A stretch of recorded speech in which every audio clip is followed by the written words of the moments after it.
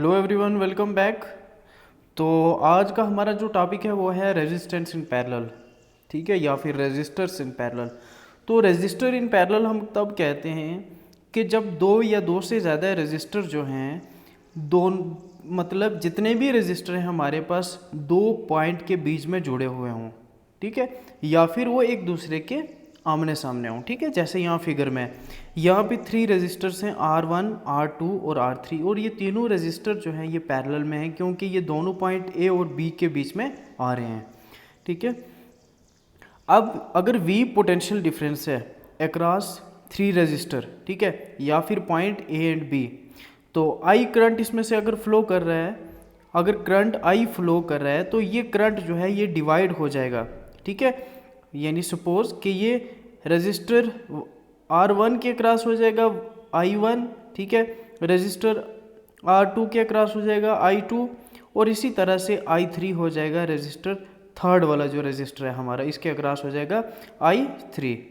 तो इससे हमें ये क्लियर दिखता है कि जो टोटल करंट है वो क्या हो रहा है, डिवाइड हो रहा है अक्रॉस ईच रजिस्टर। तो सीरीज में क्या था कि जो पोटेंशियल डिफरेंस था वो डिवाइड हो रहा था, ठीक है। अब यहाँ पे पोटेंशियल डिफरेंस जो है वो सेम है, ठीक है। तो अब यहाँ पे आएगी ओम्स लॉ की बारी, ठीक है। तो ओम्स लॉ जो है, ठीक है, अगर वो हम लगाएंगे तो V1 जो है ये किसके बराबर हो गया, I1 के, ठीक है, मतलब V जो है, ठीक है, IR1 के बराबर हो गया, इसी तरह से IR2 के बराबर भी और IR3 के बराबर भी, ठीक है।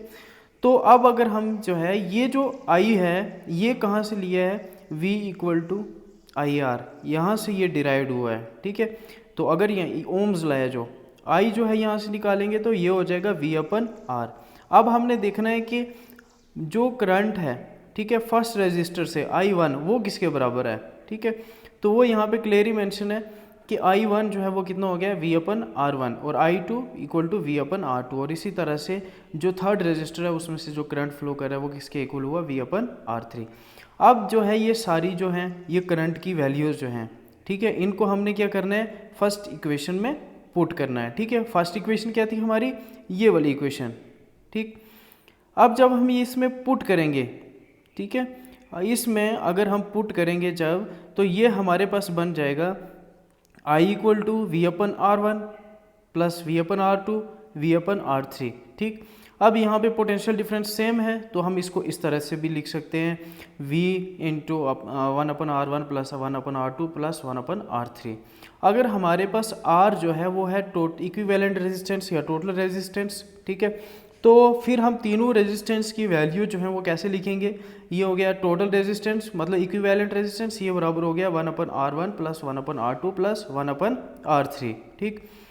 अब उसके बाद हम इससे ये कह सकते हैं कि जो रेसिप्रोकल है, ठीक है, जो इन्वर्स है टोटल रेजिस्टेंस का वो किसके बराबर हुआ, रेसिप्रोकल ऑफ इंडिविजुअल रेजिस्टर, कि जितने भी रेजिस्टर यहाँ पे यूज़ हुए हैं, ठीक है, उनके बराबर की। यानी ये देखो यहाँ पे ये है रेसिप्रोकल ऑफ इक्विवेलेंट रेजिस्टेंस या टोटल रेजिस्टेंस, ये किसके बराबर हुआ, इन्वर्स ऑफ ईच रेजिस्टर, ठीक। तो उसके बाद यहाँ पे कुछ पॉइंट्स हैं जो हमें याद रखने हैं कि जो टोटल रेजिस्टेंस है, ठीक है, पैरेलल में जब हम रेजिस्टेंसेस को पैरेलल में कनेक्ट करते हैं, ठीक है, तो टोटल रेजिस्टेंस जो है वो बहुत कम होता है। यानी जितना भी रेजिस्टेंस है, ठीक है, स्मॉलेस्ट जो रेजिस्टेंस होगा पैरेलल में उससे भी कम होगा टोटल रेजिस्टेंस। उसके बाद है कि जो टोटल पोटेंशियल डिफरेंस है वो हर एक रेजिस्टर के अक्रॉस सेम रहता है। एक यहाँ पे पॉइंट आप ये भी ऐड कर सकते हैं कि जो टोटल करंट है वो क्या हो रहा है, डिवाइड हो रहा है तीनों रेजिस्टर के अक्रॉस। अब इसके एडवांटेजेस क्या हैं, ठीक है, एक सर्किट में जो है पैरेलल में कनेक्ट करते हैं रेजिस्टर तो उसके सीरीज के कंपैरिजन में क्या उसके बेनिफिट्स हैं।